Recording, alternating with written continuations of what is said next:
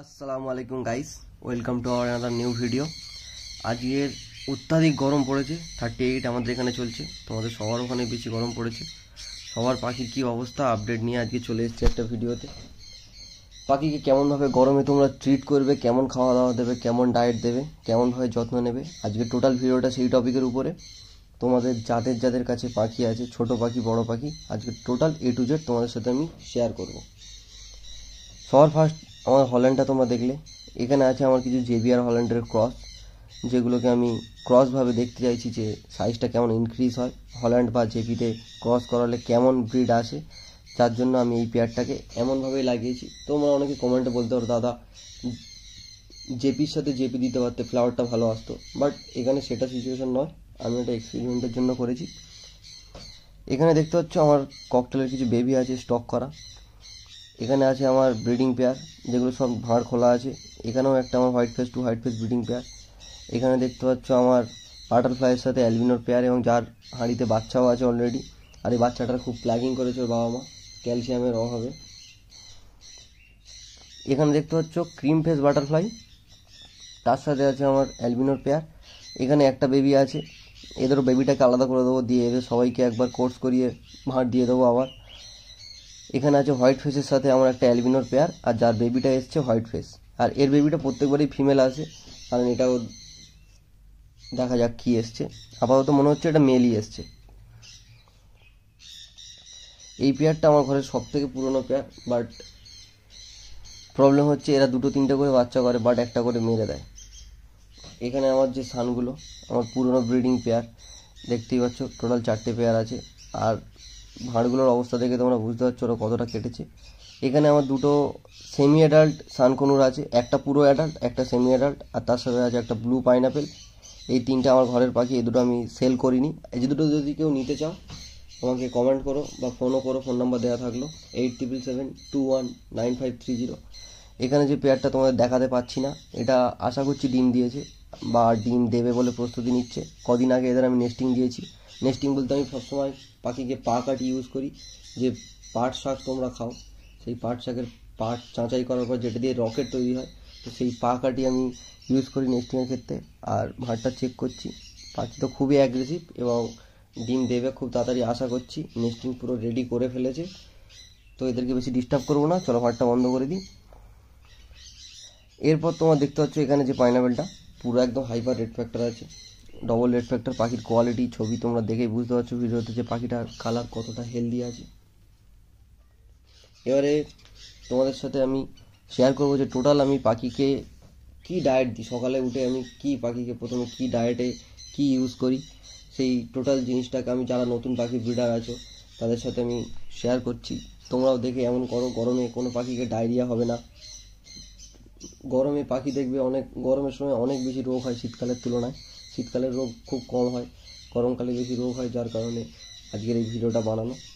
তো এখানে আমার গাছে কিছু দানা পড়ে দানার হয়েছিল, সেগুলো তুলে এনেছি, এগুলো আমি ওদেরকে দিয়ে দেবো। তো এখানে দেখতে পাচ্ছ আমার যে মিক্স যেটা সিড মিক্স নয়, এটা আমাদের ভিজনো যে ছোলা আর গম, এর মধ্যে ছোলা আছে গম আছে, এগুলো আমি আগের দিন রাত্রেবেলা ভিজিয়ে দিয়েছি। দেখতেই পাচ্ছ ছোলা আর গম।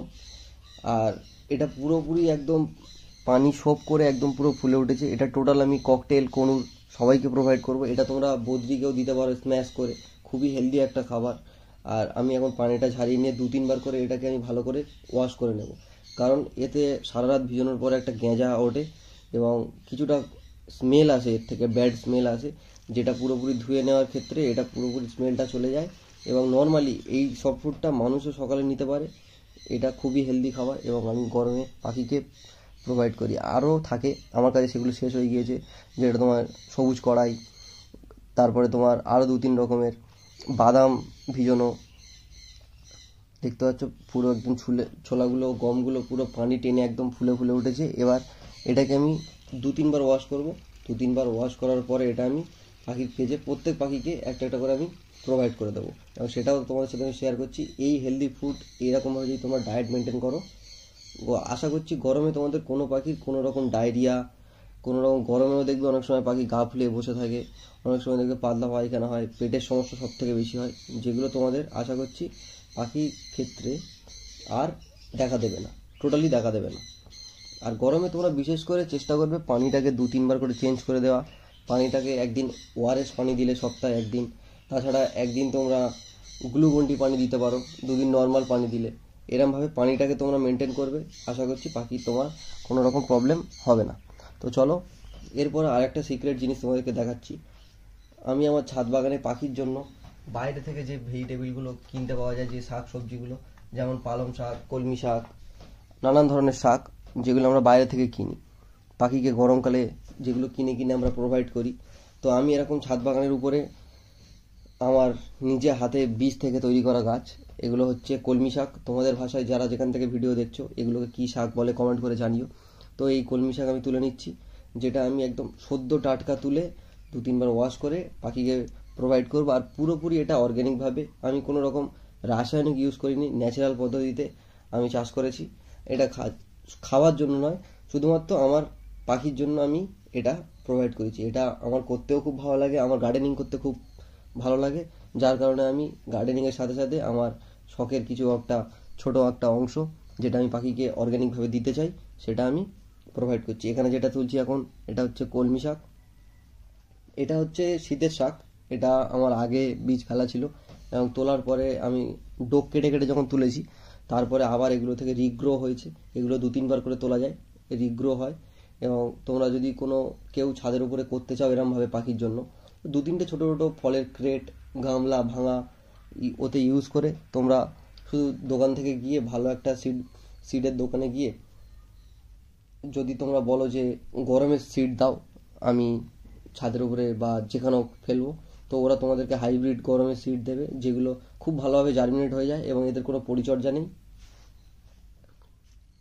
আর এগুলো যদি তুমি পাখিকে প্রোভাইড করো, পাখি কেমনভাবে হেলদি থাকবে না, পাখিকে হেলদি থাকতেই হবে।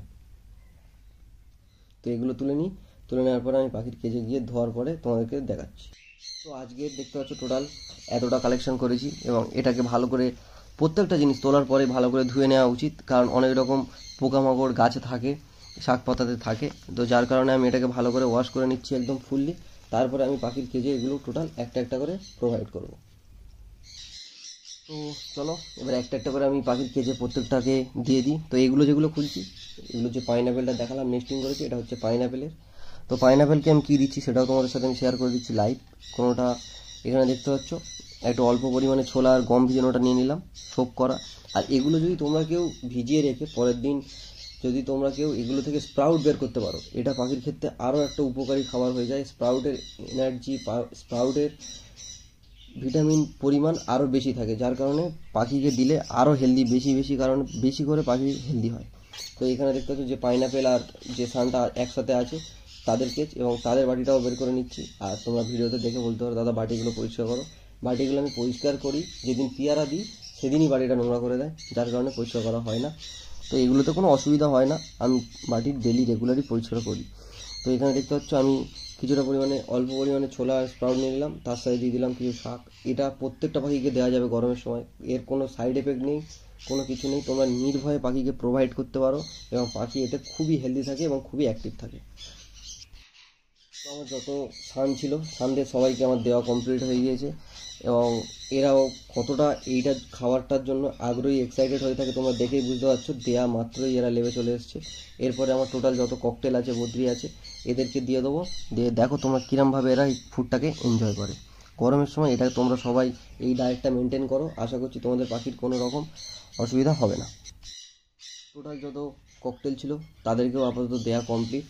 তো এখানে এই কিছু কিছু বাকি আছে, দেখতে পাচ্ছ এরা দেওয়ার সাথে সাথেই এটা খাওয়ার জন্য রেডি হয়ে থাকে এবং কখন আসবে এটার জন্য অপেক্ষা করে। দেখতে পাচ্ছ প্রত্যেকেই নেমে গিয়েছে এবং প্রত্যেকেই খাওয়া শুরু করে দিয়েছে। তো তোমরা এরমভাবে ডায়েট মেনটেন করো, আশা করছি ভিডিওটা ভালো লাগবে তোমাদের।